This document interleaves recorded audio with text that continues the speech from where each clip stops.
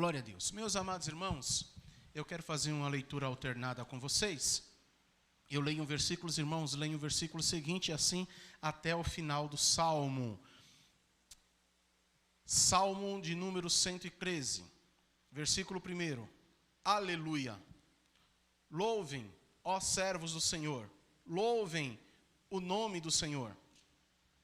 Bendito seja o nome do Senhor, agora e para sempre. Do nascente do sol até o momento em que se põe, louvado seja o nome do Senhor. Excelso é o Senhor, acima de todas as nações, e a sua glória está acima dos céus. Quem é semelhante ao Senhor nosso Deus, cujo trono está nas alturas? Que se inclina para ver o que se passa nos céus e sobre a terra. Ele levanta o pobre do pó e tira o necessitado do monte de lixo. Para o fazer sentar ao lado dos príncipes, sim, como o príncipe do seu povo. O Senhor faz com que a mulher estéril viva em família e seja alegre, mãe de filhos. Aleluia. Amém? Se assentem, meus irmãos, em nome de Jesus. Glórias a Deus. Meus amados irmãos, o salmo que nós acabamos de ler, ele foi escrito por ocasião da libertação do povo do Egito.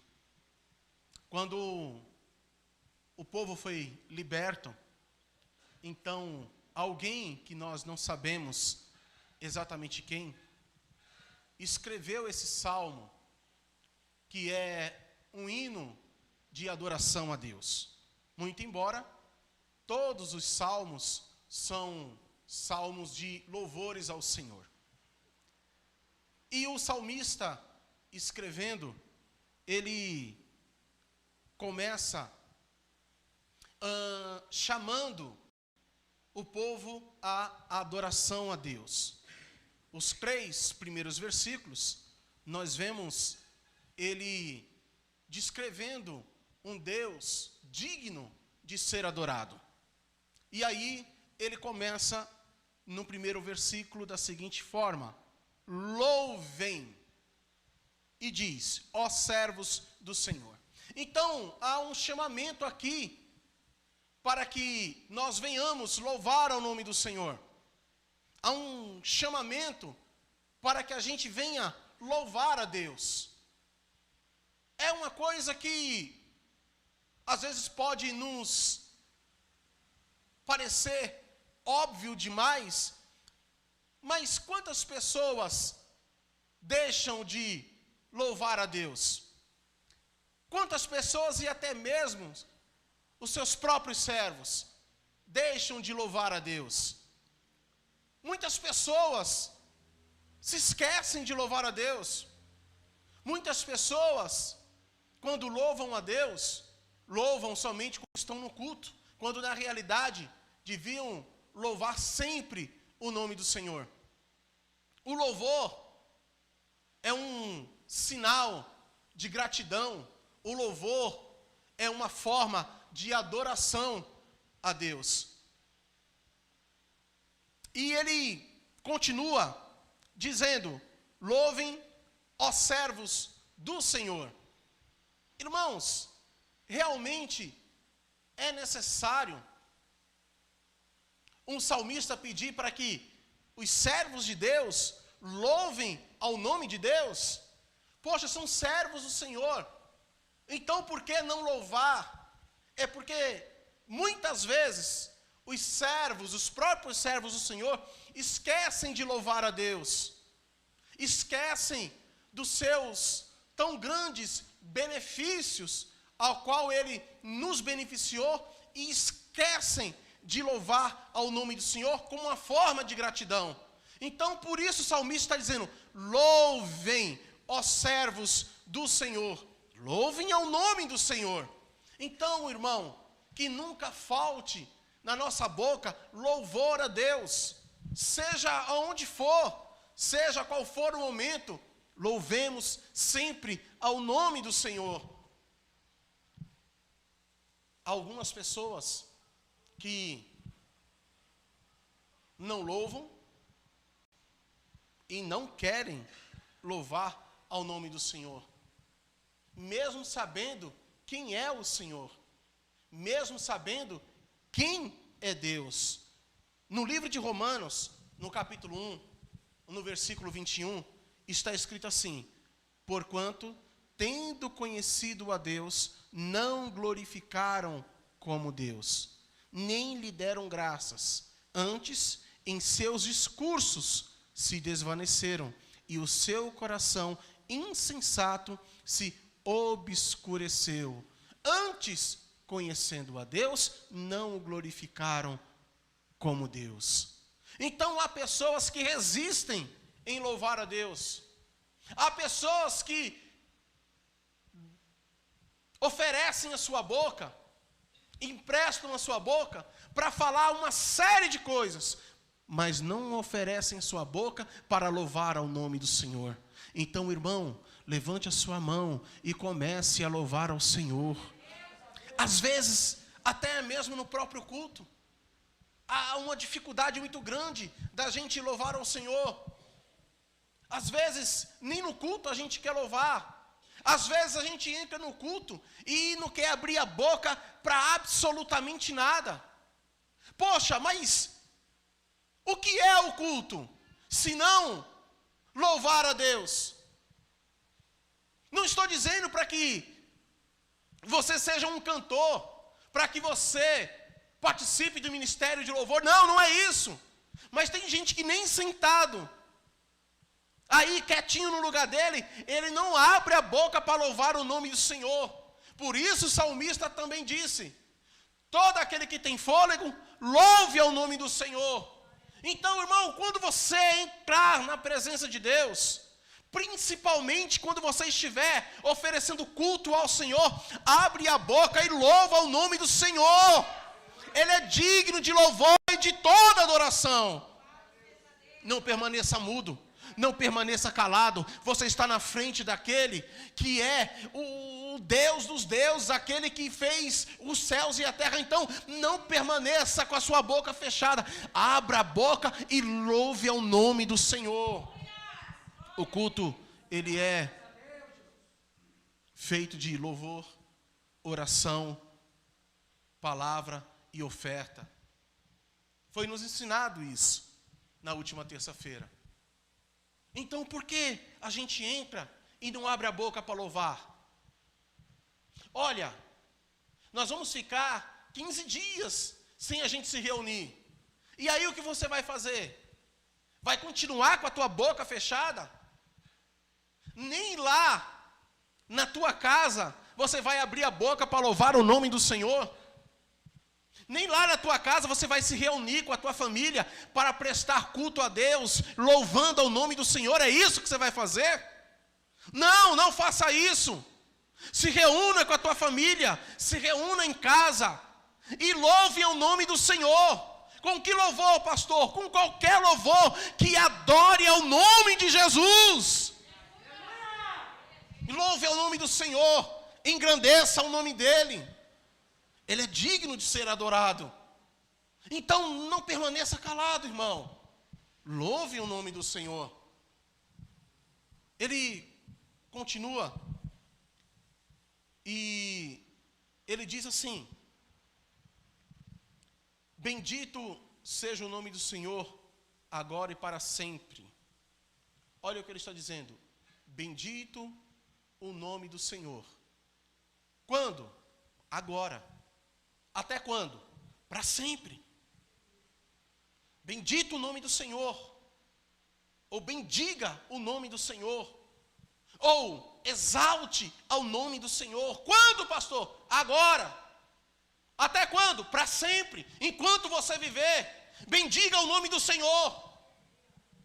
Tem gente que abre a boca para falar um monte de baboseira, mas não abre a boca para falar do nome do Senhor. Certa ocasião, Moisés reuniu o povo e disse da seguinte forma: olha, povo de Israel, povo de Deus, contem para os filhos e para os filhos dos teus filhos a história do Deus de Israel. Então abre a boca, irmão, para bendizer o nome do Senhor. E olha o que ele diz, é agora, é já. Não é para amanhã, não é para depois. A referência que ele está trazendo aqui é o quê? Para que constantemente o nome do Senhor esteja na nossa boca. Para que constantemente o nome do Senhor esteja em nossos lábios. No momento em que a gente acorda, até a gente morrer, irmão. Irmão, bendiga o nome do Senhor. E ele continua, e aí ele diz da seguinte forma, versículo de número 3, ele diz da seguinte forma: do nascente do sol até o momento que se põe, louvado seja o nome do Senhor. Irmão, ele diz que é do nascer do sol até o sol se pôr. Isso nos remete, irmãos, ao espaço e ao tempo. Por que espaço? Porque ele está dizendo, louve o nome do Senhor do Oriente ao Ocidente. Ou seja, de uma ponta a outra da terra, todos louvem o nome do Senhor. E aí, fala sobre tempo. Por que tempo? Como? Ou por quanto tempo devo fazer? Do amanhecer do dia até o anoitecer. Todos louvem ao nome do Senhor.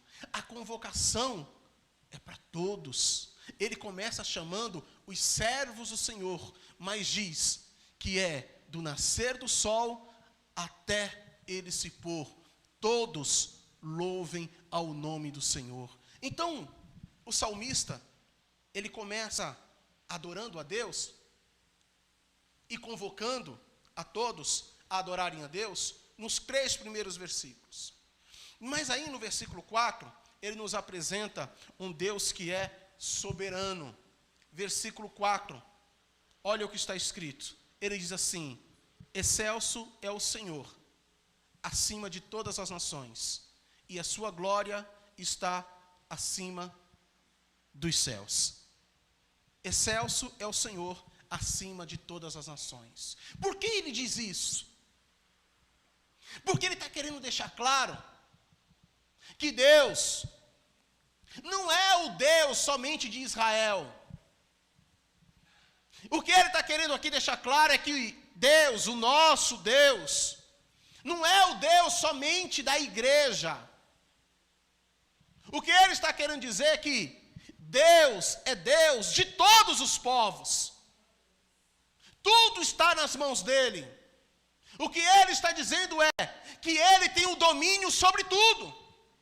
E por que ele está dizendo isso? Eu comecei falando que esse salmo foi escrito por ocasião da libertação do povo do Egito. Então o povo que saiu do Egito está dizendo, excelso é o Senhor, acima de todas as nações. E por que ele está dizendo isso? Porque Deus o havia libertado da escravidão do Egito. Então ele está dizendo, olha, Deus não é somente o nosso Deus, ele está acima dos egípcios, ele está acima de todas as nações da terra. Então ele está apresentando a nós um Deus soberano, um Deus que tem o domínio de tudo, um Deus que controla tudo, um Deus que tem ao seu domínio e sob o seu controle todas as coisas. Ele diz, no Salmo 46, versículo 6, ele diz da seguinte forma: os gentios se embraveceram, os reinos se moveram, ele levantou a sua voz e a terra se derreteu. Os reinos se moveram. Olha o que ele está dizendo. As nações se reuniram, se juntaram, mas bastou apenas uma palavra de Deus e a terra se derreteu. Então você consegue entender que Deus é Deus soberano sobre todas as coisas, que por mais que às vezes nós vejamos as coisas acontecerem e a gente pense que tudo está um caos, porque Deus está longe, Deus não está sob o controle de nada, é exatamente o contrário. Por mais que as coisas aos nossos olhos estejam um caos, Deus está no controle de tudo e nada foge ao seu controle e ao seu domínio. Então levanta a tua mão, glorifica o nome do Senhor, porque tudo está no controle de Deus, inclusive a tua vida. O Senhor Jesus, Ele disse assim, não se preocupem com nada, até os fios de cabelo da vossa cabeça estão contados. Aí você acha que alguma coisa foge do domínio de Deus? Até os fios da sua cabeça, irmão. Jesus sabe quantos tem, estão contados. Isso é Deus soberano, Deus que tem o domínio de todas as coisas. Ele continua dizendo, e a sua glória está acima dos céus. A glória de Deus não é a glória dos homens. Homens matam, homens traem, homens destroem, muitas vezes com o intuito de ter glória para si. Mas a glória de Deus não pertence a essa terra. A glória de Deus está muito acima de tudo isso que você está vendo. As nações para Deus é absolutamente nada. O seu trono está acima de todas as coisas. No livro de Isaías, no capítulo 6, do versículo 1, ele começa dizendo o seguinte: e no ano em que morreu o rei Uzias, eu vi o Senhor assentado sobre um alto e sublime trono, e a cauda do seu manto enchia o templo. Serafins estavam por cima dele. Cada um tinha 6 asas. As 2 cobriam seu rosto, e com 2 cobriam seus pés. E com 2 voavam, e clamavam uns aos outros, dizendo: Santo, Santo é o Senhor dos exércitos. Toda a terra está cheia da sua glória. Olha o que ele diz: eu vi o Senhor assentado no alto e sublime trono, e o seu manto enchia a terra. Quando ele diz a respeito desse manto, sabe o que ele está querendo dizer, irmão? Sabe por que ele está fazendo essa referência? Porque a glória de um rei, naquela época, via-se muito pelo tamanho do manto do rei. A glória de um rei era medida pelo tamanho do seu manto. E aí, Isaías diz que olha para o céu e vê o Senhor assentado num alto e sublime trono.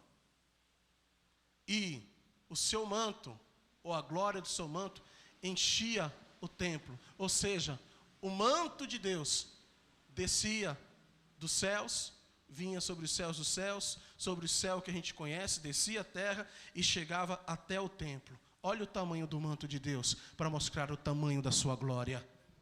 Tem alguém, irmãos, que tenha essa glória que Deus tem? Não tem ninguém, irmão. Salmo de número 145, versículo 3. Grande é o Senhor e muito digno de ser louvado. A sua grandeza é insondável. Jó, capítulo 11, versículo 7 ao 9. Será que você pode desvendar os mistérios de Deus ou descobrir a perfeição do Todo-Poderoso? A sabedoria de Deus é mais elevada do que os céus. O que você poderá fazer? Ela é mais profunda do que o abismo. O que você poderá saber? A sua medida é mais longa do que a terra e mais larga do que o mar. Esse é Deus. Esse é o Senhor. Essa é a sua glória. Um Deus soberano, que o seu trono não está na terra, o seu trono está acima de todas as coisas. do versículo 5 e versículo 6, a gente vê o nosso Deus se apresentando como um Deus humilde, zeloso e misericordioso. Por quê? Dessa forma, pastor, ele diz, a partir do versículo 5, quem é semelhante ao Senhor, nosso Deus, cujo trono está nas alturas, que se inclina para ver o que se passa no céu e sobre a terra? Quem pode ser semelhante a Deus? A quem nós vamos pegar como referência para se comparar a Deus? Com quem você pode comparar Deus? Ao que você pode comparar Deus? A sua mente consegue encontrar alguma coisa que possa se assemelhar a Deus? A sua visão consegue enxergar alguma coisa que possa comparar-se a Deus? Então, por meio disso, você começa a entender a grandeza de Deus, o tamanho de Deus, quem é Deus. Esses dias eu estava conversando com meu pai, porque às vezes, nós, servos do Senhor, às vezes a gente esquece a grandeza e o tamanho de Deus. E por que isso? A gente estava conversando sobre algo, e eu até falei para o meu pai, pai, certa ocasião Deus mandou um profeta por nome Jonas pregar numa cidade, e ele disse que não ia, e não foi mesmo. Ele pegou um navio e foi para outra cidade, em direção a outra cidade. E no meio do caminho, em alto mar, veio uma grande tempestade, de forma que as pessoas começaram a jogar o que tinha dentro do navio, para que eles não morressem, para aliviar o navio. E Jonas estava no fundo do navio, na parte baixa do navio, dormindo. E foram acordar Jonas, dizendo, rapaz, acorda porque o negócio aqui está feio, vai todo mundo morrer. E Jonas vai para a parte de cima do navio, e quando ele olha aquela situação, ele diz assim, parem, não joguem mais nada longe. Não joguem mais nada fora do navio. Eu sei porque isso está acontecendo. E aí, os viajantes daquele navio olharam e se assustaram. Como assim você sabe o que está acontecendo? Ele falou, sim, isso tudo está acontecendo por causa de mim. É minha culpa. Aí eles não entenderam, mas como assim sua culpa? Aí ele foi explicar a história. Ele falou, é porque eu sou servo do Deus Altíssimo. Eu sou servo de um Deus que tem o seu trono acima nas alturas. Foi Ele quem criou os céus e foi Ele quem criou a terra. E Ele me pediu para ir para Nínive e eu acabei pegando este navio para ir para Tarsis. Então, por isso, essa tempestade está acontecendo. E aqueles viajantes, mesmo sem ter conhecido, ou mesmo sem conhecer o nosso Deus, somente por um breve relato de Jonas, eles olham para Jonas e dizem, rapaz, trazendo para a nossa linguagem, tu é doido, você serve um Deus que criou os céus e a terra, e você resolve desobedecer esse Deus, você é doido. Então, apenas por um breve relato, aqueles homens já tiveram temor a Deus, já começaram a dimensionar o tamanho do nosso Deus. E às vezes nós, servos do Senhor, assim como Jonas, nós esquecemos o tamanho do nosso Deus, quem é o nosso Deus, o poder que Ele tem, a criação que Ele fez, esquecemos de tudo. Esquecemos todas essas coisas, desobedecemos, fazemos tantas coisas, porque nós esquecemos quem é o nosso Deus. Aí Jonas diz, mas me joguem ao mar, e vocês vão ver que tudo isso vai passar. E jogaram Jonas ao mar, e aquela tempestade passou. Então, é o que o salmista está dizendo, quem é como o Senhor nosso Deus? Quem é como Deus, irmão?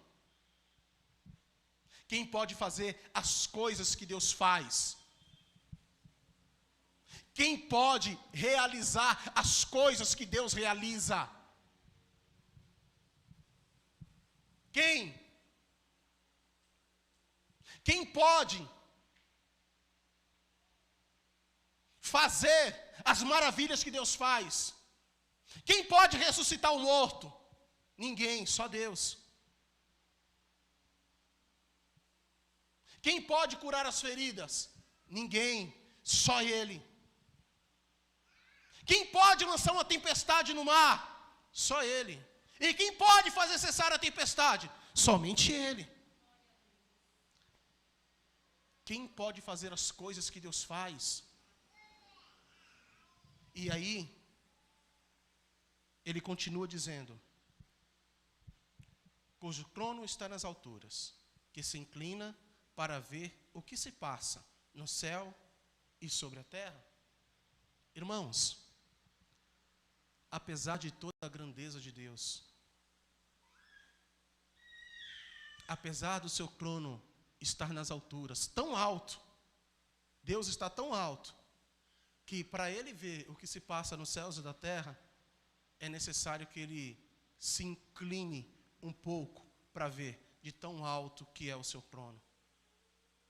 Mas a outra coisa que a gente tem que observar é, mesmo com toda essa grandeza, Deus ainda olha para ver o que se passa no céu e na terra. Ele se inclina para ver. E aí, a gente continua no versículo de 7 ao 8, onde nós vemos um Deus que se apresenta como um Deus dos humildes, e diz assim: e levanta o pobre do pó, e tira o necessitado do monte de lixo, para o fazer assentar ao lado dos príncipes, sim, com os príncipes do seu povo. Apesar de toda a sua glória, Deus se preocupa e socorre o necessitado. Apesar de toda a sua glória, Deus lembrou-se do seu povo lá no Egito. Quando Deus fala com Moisés, Deus fala o que para Moisés? Moisés, eu ouvi o clamor do meu povo. Olha o tamanho de Deus, olha a sua grandeza, olha a sua majestade. É isso que o salmista vem trazendo para a gente. Ele começa nos convocando a louvar, ele mostra para a gente a soberania e a sua majestade, a sua glória, a sua grandeza. E no final ele diz, apesar de tudo isso, ele é aquele que socorre o pobre e tira o necessitado do meio de um monte de lixo.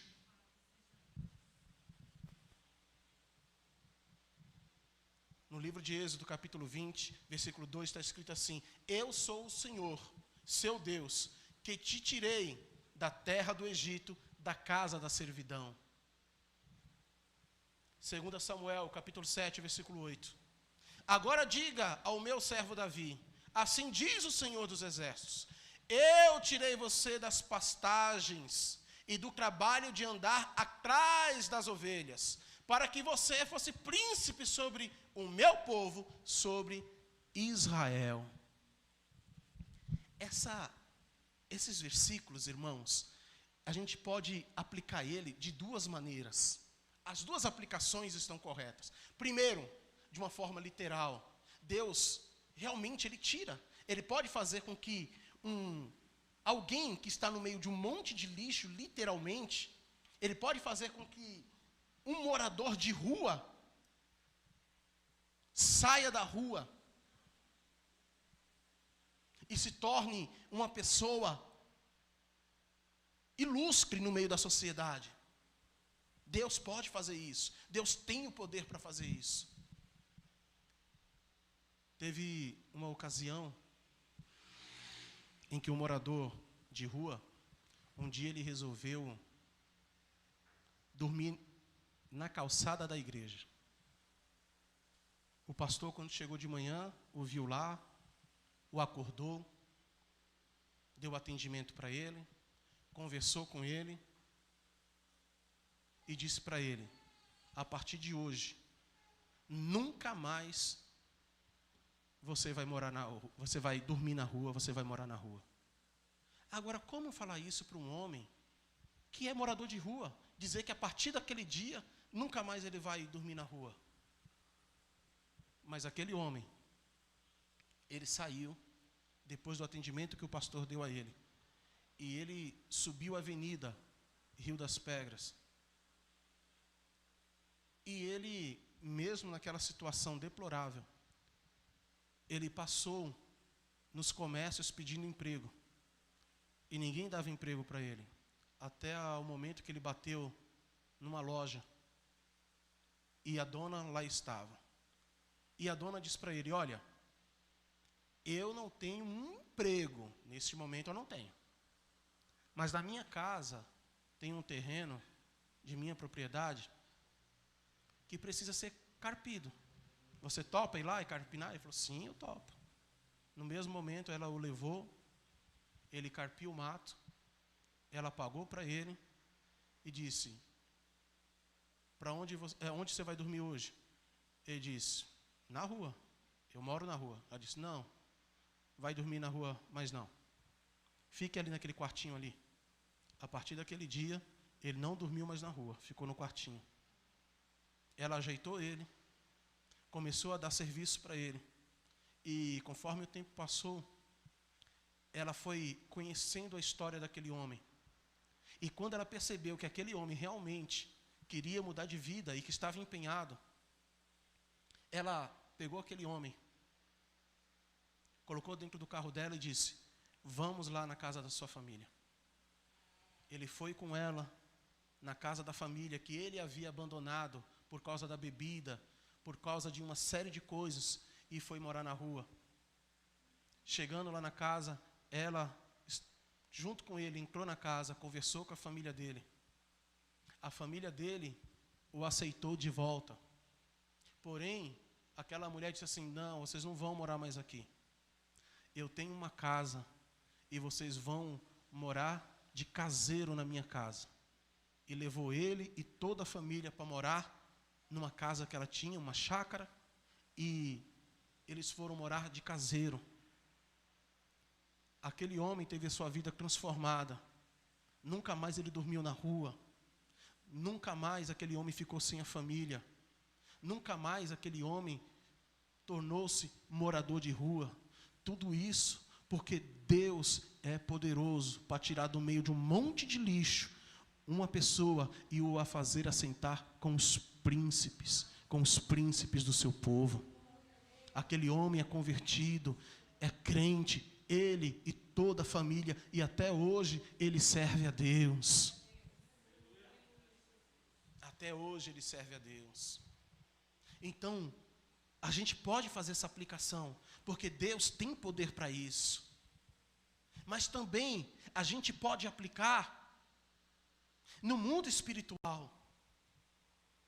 Quem éramos nós, espiritualmente falando? Quem éramos nós no mundo espiritual? Nós éramos pessoas mortas, pecadoras, como Paulo disse, porque todos pecaram e destituídos estão da glória de Deus. Nenhum de nós tinha valor algum. Nenhum de nós tinha algo que atraísse a Deus.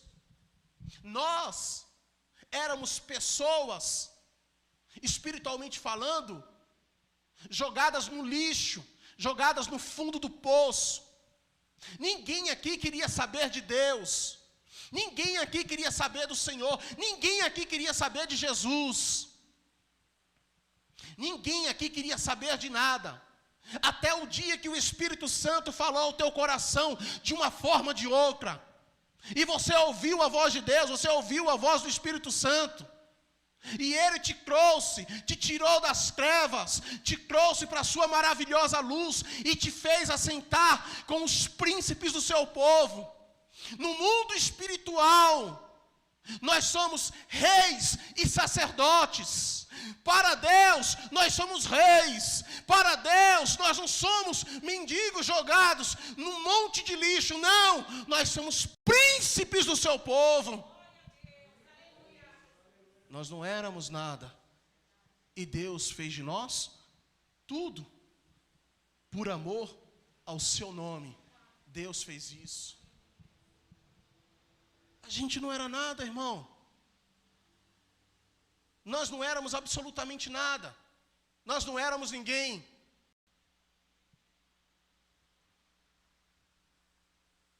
Hoje nós temos acesso livre a Deus.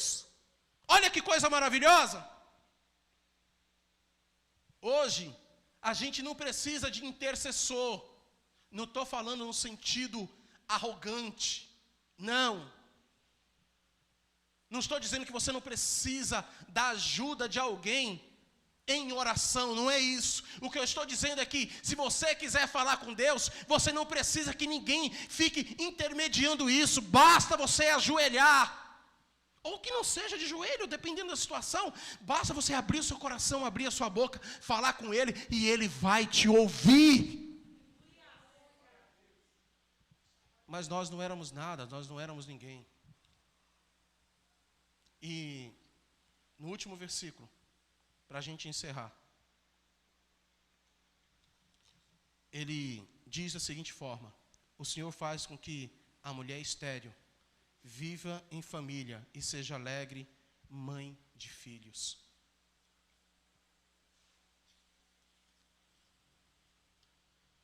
Irmãos, na cultura do Oriente Médio, em todos aqueles países, é uma vergonha para uma mulher não gerar filhos. Sempre foi e até hoje é. Mas Deus chama uma mulher com 70 anos e diz para ela que ela vai dar à luz um filho, irmão, 70 anos. E quando ela tem quase 100 anos, ela dá à luz. Olha o que diz Gênesis 17, 15 e 16. Deus disse a Abraão, a Sarai, sua mulher: você não chamará mais de Sarai, porém de Sara. Eu a abençoarei e darei a você um filho que nascerá dela. Sim, eu a abençoarei e ela se tornará mãe das nações. Reis de povos procederão dela. Como pode, irmão, uma coisa dessa? Uma aplicação prática. No mundo espiritual, irmãos, nós, no mundo espiritual, sempre fomos considerados um povo rejeitado por Deus. O povo escolhido era o povo judeu. Quem não era do povo judeu era rejeitado. Até que um dia, Deus resolveu fazer da gente filhos dele. E hoje, como igreja, nós somos filhos do Senhor e nós também geramos.